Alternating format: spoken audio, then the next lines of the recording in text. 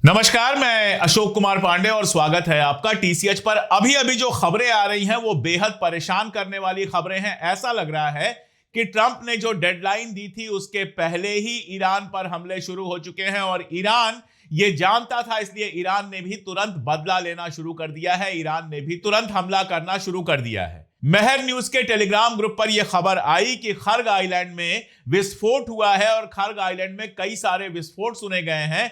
धुआं वहां से बहुत तेजी के साथ उठ रहा है। इसके अलावा खबर यह आई कि इजराइल ने पार्चिन कॉम्प्लेक्स पे हमला किया है। पार्चिन कॉम्प्लेक्स के बारे में बता दूं कि तेहरान के साउथ ईस्ट में है ये, और ये बड़ा डिफेंस सेक्टर का इलाका माना जाता है, बहुत सेंसिटिव इलाका माना जाता है। बताया यह जा रहा है कि इजराइल ने वहां पर हमला किया है और इसके अलावा ईरान के पेट्रोकेमिकल के जो इलाके हैं उन पर हमला करना शुरू किया है। मतलब क्या है कि यह भी हो सकता है कि समझौते की कोई बात हो, इसके पहले ही जानबूझकर इजराइल ने यह हमले किए हैं। लेकिन ईरान इस बार तैयार था। ईरान ने तुरंत पलट के हमले किए हैं। तस्नीम न्यूज बता रहा है कि ईरान ने इजराइल में डिमोना के करीब जो पेट्रोकेमिकल उनकी फैसिलिटी है, पलटकर उस पर हमला किया है। वहां जबरदस्त आग लगी हुई है, बड़ा हमला हुआ है। इसके अलावा कुवैत और यूएई के यूएस एयर बेसेस पर भी जबरदस्त हमले हुए हैं। ये खबरें दो चार चार लाइंस की आ रही हैं, बहुत डिटेल खबरें नहीं आ रही हैं। इसलिए ये हमले किस लेवल पर हुए हैं, इनसे कितना नुकसान हुआ है, क्या यही बदल जाएगा ट्रंप की धमकी में? ट्रंप की धमकी जो थी वो 8 बजे के बाद की थी, क्या जानबूझकर उसके पहले हमला किया गया है? एक और खबर आई है, होर्मुज के अंदर, स्ट्रेट ऑफ होर्मुज के अंदर जो कासम आइलैंड है, वहां पर ड्रोन से हमला करने की कोशिश की गई थी, लेकिन ईरान ने वहां पर रीपर ड्रोन को मार गिराया है, यानी उस हमले की साजिश को नाकाम किया है। तो यह लड़ाई ऐसा लगता है कि अब दूसरे लेवल पे जा रही है। लड़ाई लगातार और बढ़ती जा रही है। आगे क्या होगा इस पर बहुत कुछ डिपेंड करेगा। इसके अलावा जो नई तस्वीरें आ रही हैं वो बता रही हैं कि सऊदी अरबिया के अंदर जुबैल पेट्रोकेमिकल हब पर जो हमला हुआ था, जिसके बारे में आज सुबह मैंने आपको बताया था, वो बेहद खतरनाक हमला था। उससे पेट्रोलियम हब को बड़ा नुकसान पहुंचा है। सीधी सी बात है कि सप्लाई लाइन और ज्यादा डिस्टर्ब हुई है। आने वाले वक्त में पेट्रोल डीजल की कीमत, गैस की कीमत और ज्यादा बढ़ सकती है।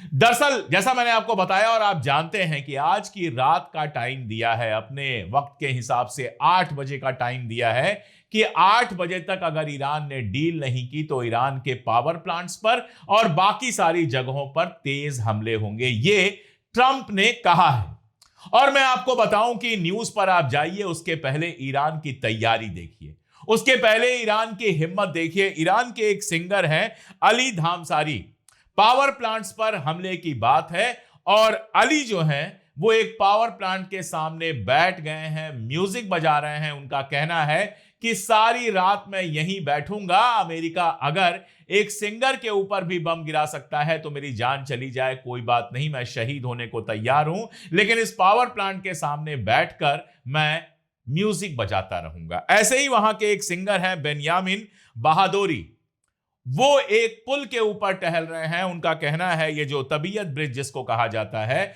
नेचर्स ब्रिज, उस पर वो टहल रहे हैं और उनका कहना है कि सारी रात मैं इसी ब्रिज पर रहूंगा। अगर ब्रिज तोड़ना चाहता है ट्रंप तो उसके साथ उसे मुझे भी मारना पड़ेगा। और ये एक या दो लोगों की बात नहीं है। ईरान में रोज रात को लाखों लोगों का जुलूस निकल रहा है और औरतों के बारे में बहुत बात की जाती है। कहा जाता है ईरान की औरतें लिबरेटेड नहीं है।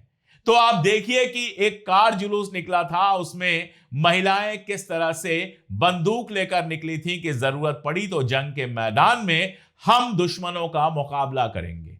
इसके अलावा अलग अलग ड्रेसेस में, अलग अलग तरीकों से हजारों लाखों औरतें रोज ईरान की सड़कों पर निकल रही हैं और बच्चे भी दूर नहीं। छोटे छोटे बच्चे, एक छोटी सी बच्ची का सड़क पर मार्च करता हुआ वीडियो मैंने देखा था और मेरी आंखें भर गई थी कि कोई कैसे ऐसी बच्ची के ऊपर बम गिराने के बारे में सोच भी सकता है। और सिर्फ वो अकेले नहीं है, आप देखेंगे कि बच्चे अलग अलग जगहों पर दिखाई दे रहे हैं। एक बच्चा जो हिंदुस्तानी बच्चा है और ईरान में रहता है, हिंदी भी बोलता है और पर्शियन भी बोलता होगा, उसका किसी ने इंटरव्यू लिया, उसने क्या जवाब दिया उसको सुन लीजिए। उससे समझ में आता है कि ईरानियों के दिल में क्या चल रहा है। और आगे बढ़ने से पहले ये कि लगातार हमारे वीडियोस आप देख सकें, इसलिए कम से कम चैनल को सब्सक्राइब तो कर लीजिए। बेटा ये लोग डर क्यों नहीं रहे हैं? जंग है और लोग बाहर निकले हुए हैं रोडों पे, क्यों?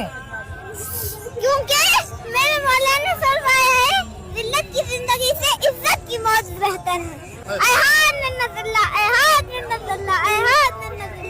आपने सुना इसको, और ये ईरानियों के दिल में लगातार चल रहा है। एक और बच्चों का इंटरव्यू था, 4-5 बच्चे साइकिल से मौज मस्ती करने निकले होंगे। किसी ने उनसे सवाल पूछ लिया तो उन्होंने पर्शियन में बात की और कहा कि ईरान जीतेगा और ईरान के लिए हम कुछ भी करने को तैयार हैं। तो एक पूरा का पूरा मुल्क ट्रंप का मुकाबला करने के लिए तैयार हो गया है। एक वीडियो मैं आपको और दिखाना चाहता हूं, पर्शियन में है, इसके साथ अंग्रेजी के सबटाइटल चल रहे हैं, आप वीडियो देख लीजिए।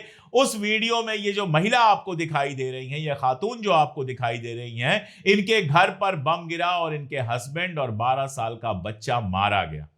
12 साल के शहीद की मां है ये, और ये कह रही हैं अब हमारे पास खोने के लिए कुछ नहीं बचा है, हमें किसी भी हालत में हार नहीं माननी है और अमेरिका का हर हाल में मुकाबला करना है। ये वीडियोस मैं आपको इसलिए दिखा रहा था कि एक बात समझ जानी चाहिए, पूरा ईरान इस जंग के लिए तैयार है। और ट्रंप अगर हमला भी करता है, बड़ा हमला भी करता है, अगर पुल गिरा देता है, पावर प्लांट गिरा देता है, 200-400 लोगों को मार भी देता है, क्योंकि वो इंसान नहीं है और वार क्राइम्स की उसको कोई चिंता नहीं है।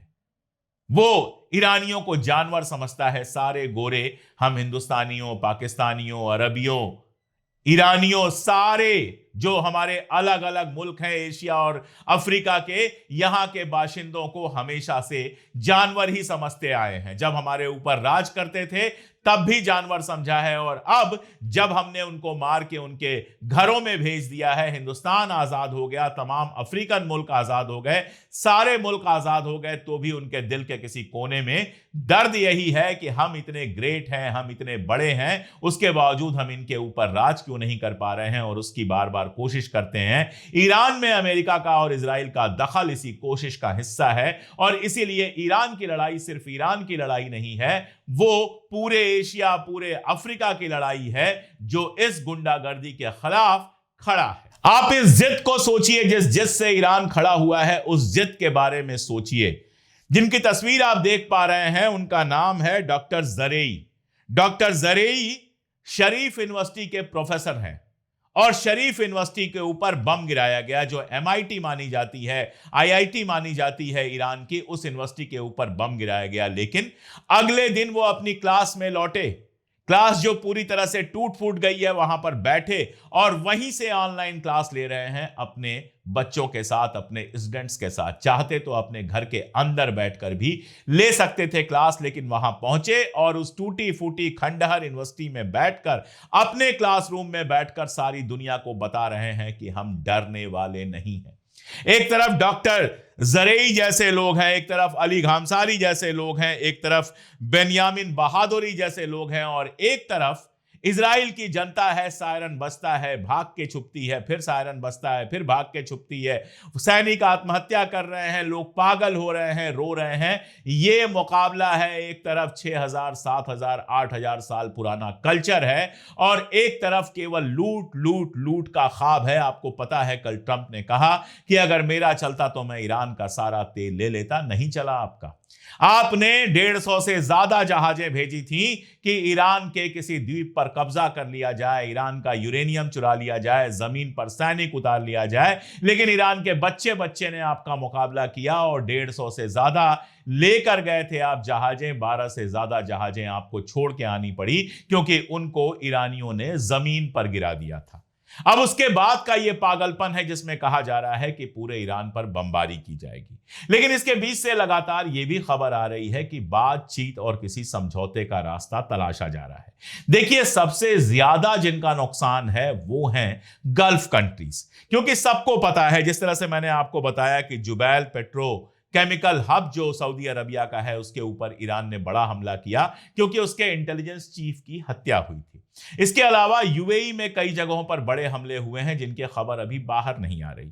बहरीन में जो अमेरिकन बेस है, जिसको पहले ही काफी तबाह कर दिया गया था, उस पर फिर से हमला हुआ है और उसकी तस्वीरें देखकर लग रहा है कि अब वहां पर कुछ नहीं बचा है। इसके अलावा ईरान ने कहा हुआ है कि अगर हमारे पावर प्लांट्स पर, हमारी बाकी सारी चीजों पर हमला होगा तो हम भी पावर प्लांट्स पर हमला करेंगे, हम भी पेट्रोकेमिकल हब्स पे हमला करेंगे, रिफाइनरीज पर हमला करेंगे और हम साथ में इजराइल के पूरे पावर प्लांट्स को एक साथ उड़ा देंगे, पूरे इजराइल को अंधेरे में डुबो देंगे। यह बात ईरान ने पहले ही कही हुई है। अब गल्फ कंट्रीज की प्रॉब्लम यह है कि अगर उनसे, देखिए टूरिज्म पहले ही छिन चुका, कोई टूरिस्ट इस समय गल्फ नहीं जा रहा। मेरा खुद का प्लान था लेकिन मैं नहीं जा रहा। बहुत सारे लोग थे जिन्होंने इस समय प्लान बनाया होगा गल्फ में जाने का, किसी को दुबई जाना होगा, किसी को सऊदी जाना होगा, किसी को कहीं और जाना होगा, किसी को जॉर्डन जाना होगा, यहां तक कि टर्की जाना होगा, इस्तांबुल जाना होगा जो दुनिया में सबसे ज्यादा पॉपुलर जगह है। दुनिया के सबसे ज्यादा टूरिस्ट कहीं आते हैं तो वो अकेले इस्तांबुल में आते हैं। लेकिन इस समय सबने अपने प्लान कैंसिल करके रखे होंगे इस जंग की वजह से। तो टूरिज्म तो वैसे ही फिलहाल कई लंबे वक्त के लिए चला गया। अब अगर ये ऑयल पेट्रोलियम हब्स पे हमले होते हैं, अगर गैस सेंटर्स पे हमले होते हैं, पावर प्लांट्स पे हमले होते हैं, वाटर डिसैलिनेशन प्लांट्स पे हमले होते हैं, तो ना केवल बिजनेस बैठ जाएगा बल्कि रोजमर्रा की जिंदगी भी मुश्किल होती चली जाएगी। इसलिए अमेरिका का अगर यह हमला हुआ तो गल्फ कंट्रीज के लिए सबसे ज्यादा मुश्किलात पैदा होंगी। यही वजह है कि खबर यह आ रही है और लगातार यह खबर आ रही है कि अलग अलग अरब मुल्कों के नेताओं ने ईरान से बात की है। कतर के विदेश मंत्री जो प्रधानमंत्री भी हैं, उनकी बात ईरान के विदेश मंत्री अराक्ची से हुई है। ओमान की तो लगातार बात हो ही रही है और भी कई कंट्रीज के बारे में कहा जा रहा है कि उन्होंने बात की है। टर्की और इजिप्ट तो इसमें शामिल हैं ही। और ये सारे लोग ट्रंप के ऊपर प्रेशर बना रहे हैं कि जिस पागलपन की वो बात कर रहा है, पावर प्लांट और पेट्रोकेमिकल पर हमले की बात कर रहा है, वो किसी भी हालत में ना करे और कहीं जाकर एक समझौता हो जाए। पाकिस्तान से जो प्रपोजल आया था, जिसको इस्लामाबाद प्रपोजल कहा गया, उस प्रपोजल में 45 दिन के सीज फायर की बात थी और तुरंत स्ट्रेट ऑफ हॉर्मुज को खुलना था और जंग को रुकना था। लेकिन यह ईरान के लिए घाटे का सौदा है। स्ट्रेट ऑफ हॉर्मुज एक बार खोल दिया और 45 दिन जंग नहीं चली तो इन 45 दिनों में इजराइल और अमेरिका ये तैयारी कर लेंगे कि स्ट्रेट ऑफ हॉर्मुज को दोबारा बंद करना मुश्किल हो जाए और साथ में 45 दिन ये रुकेंगे या नहीं रुकेंगे ये भी कोई नहीं जानता है। ये अपने हमले बहुत मुमकिन है कि लगातार जारी रखें 2-5 दिन रुकने के बाद, जैसा इन्होंने लेबनान में किया, जैसा ये गजा में कर रहे हैं कि आज भी हमले हो रहे हैं। इसलिए ईरान ने बहुत सीधे सीधे मना कर दिया कि यह सीज फायर तो हम कतई नहीं मानेंगे। ईरान लगातार एक बात पर जोर दे रहा है कि इसमें अमेरिका की कांग्रेस शामिल हो। कांग्रेस वहां कहते हैं वहां की संसद को, और वहां के संसद में बाकायदा यह प्रस्ताव पास हो, यह रूल बने कि बिना कांग्रेस की इजाजत के, बिना वहां की सदन के, वहां की सीनेट की इजाजत के बिना कोई जंग शुरू ना हो, यानी परमानेंट एंड ऑफ हॉस्टिलिटीज, जंग पूरी तरह से खत्म हो जाए। इस पर वो लगातार लगा हुआ। जहां तक स्ट्रेट ऑफ हॉर्मुज का मामला है, पहले ही ओमान के साथ उसकी बात चल रही है और वो चाहता है कि एक ऐसा मैकेनिज्म बने जिसमें ईरान और ओमान दोनों शामिल हों, क्योंकि स्ट्रेट ऑफ हॉर्मुज ईरान और ओमान के टेरिटोरियल वाटर में आता है। इसलिए वहां से कम तब तक टॉल वसूलने की उनको इजाजत दी जाए जब तक इस जंग में जो उनका नुकसान हुआ है वो नुकसान पूरा ना हो। देखिए, नुकसान सबको हुआ है। अगर इजराइल की आप बात करेंगे तो 15 अरब डॉलर का कर्ज उनके ऊपर हो चुका है। लेकिन इजराइल का कर्ज तो आप जानते हैं अमेरिका उतार देगा। अमेरिका अपने लोगों को भूखे मार देगा, अपने लोगों को दवा नहीं देगा। खड़ा होकर ट्रंप कहेगा कि हम जो है ये मेडिकेयर वगैरह नहीं दे सकते लोगों को क्योंकि हमें जंग लड़नी है, तो अपने लोगों के मेडिकेयर काटेगा, अपने लोगों को कितना भी परेशान करेगा। अमेरिकियों को 4-4 नौकरी करके अपना घर चलाना पड़े, कोई दिक्कत नहीं है। लेकिन इजराइल को वो पैसा लगातार देता रहेगा कि इजराइल का कर्जा उतर जाए। हालांकि इतना आसान अब नहीं होगा, जितनी मुखालिफत शुरू हो गई है इजराइल की, पहले की तरह आसान नहीं होगा। लेकिन फिर भी कम से कम जब तक ट्रंप है तब तक तो यह चलता रहेगा कि इजराइल को भुगतान होता रहेगा। लेकिन ईरान का जो नुकसान हुआ है वो कौन चुकाएगा? China चुकाएगा, Russia चुकाएगा। क्यों चाइना और रशिया से ईरान भीख मांगने जाए? जब उसके पास स्ट्रेट ऑफ हॉर्मुज पर कब्जा है तो वो क्यों छोड़े? जब वो 2 मिलियन 3 मिलियन डॉलर वसूल सकता है वहां की जहाजों से, जो जहाजें निकल रही हैं, तो क्यों ना वसूले? और इस जंग में स्ट्रेट ऑफ हॉर्मुज नाक का सवाल भी बना हुआ है। इसलिए ईरान का बिल्कुल कहना है कि स्ट्रेट ऑफ हॉर्मुज अब पहले की तरह नहीं होगा। अगर होगा तो ओमान और ईरान की साझेदारी होगी जो स्ट्रेट ऑफ होर्मुज को कंट्रोल करेंगे और वहां से तब तक टोल वसूलने की इजाजत मिलनी चाहिए।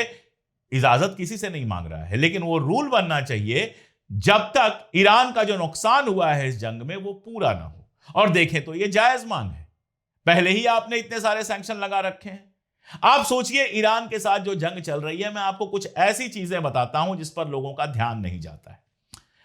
7-8 साल पहले की आप बात करेंगे तो ईरानी पिस्ता जो है वो दुनिया में सबसे ज्यादा बिकता था, यानी ईरानी पिस्ता सारी दुनिया में सबसे ज्यादा खाया जाता था।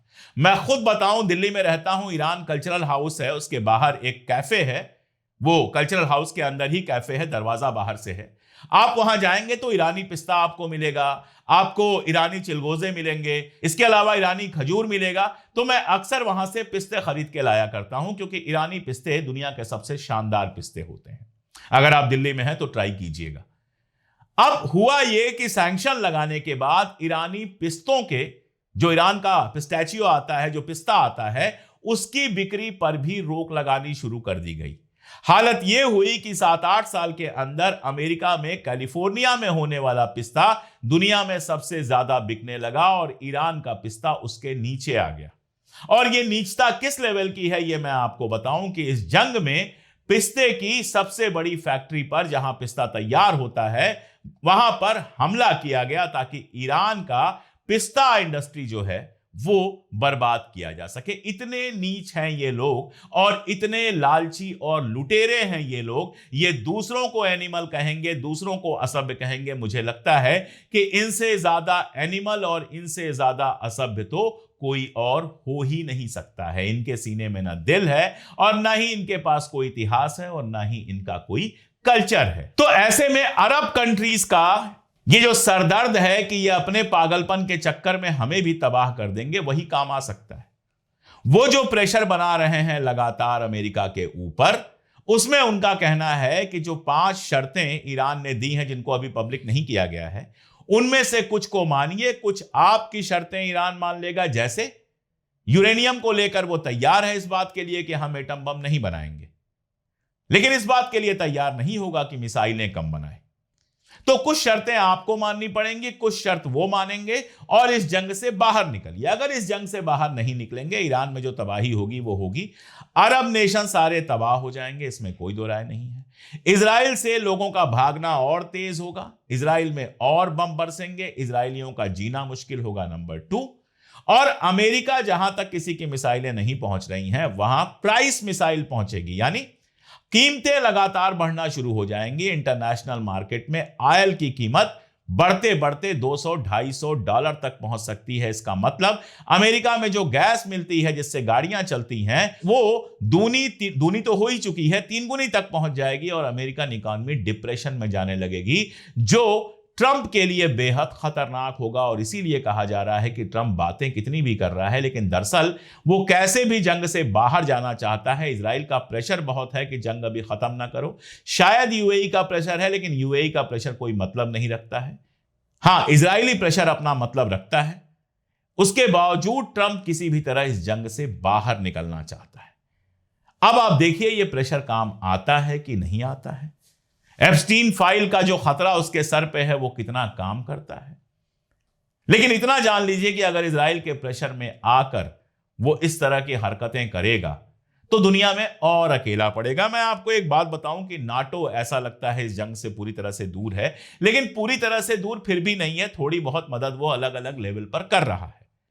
लेकिन अगर ऐसा होगा कि ये सिविलियन फैसिलिटीज पर, पावर प्लांट पे, पानी के प्लांट पे, इन सारी चीजों पर हमला करेंगे, घरों पर हमला करेंगे, तो नाटो के सभी मुल्कों ने बिल्कुल क्लियर किया हुआ है कि हम आपकी इसमें मदद नहीं करेंगे। तो अमेरिका और अकेला पड़ेगा, अमेरिका की इकॉनमी और तबाह होगी। आप देखिए पीटर हेग्सेथ के खिलाफ इंपीचमेंट का प्रपोजल आ ही रहा है। इसके बाद ट्रंप का नंबर लगेगा और अगला जो इलेक्शन मिड टर्म आने वाला है उसमें ट्रंप बहुत बुरी तरह से हारेगा।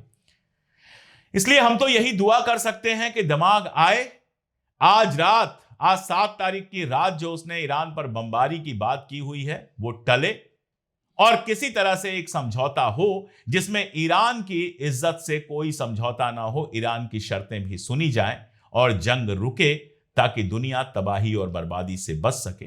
और अगर नहीं दिमाग चला या फिर एप्स्टीन का प्रेशर इतना रहा कि ट्रंप ने यह हरकत की, तो इसका चेन रिएक्शन क्या होगा वो अभी सोचा भी नहीं जा सकता है। कल मैंने बहुत डिटेल में बताया था कैसे पहले अरब मुल्क बर्बाद होंगे, उसके बाद इजराइल तबाह होगा और सबसे आखिर में अमेरिका और सारी दुनिया तबाही की तरफ बढ़ती चली जाएगी। हम तो यही दुआ कर सकते हैं कि यह तबाही ना हो। आज के लिए इतना ही, बहुत शुक्रिया।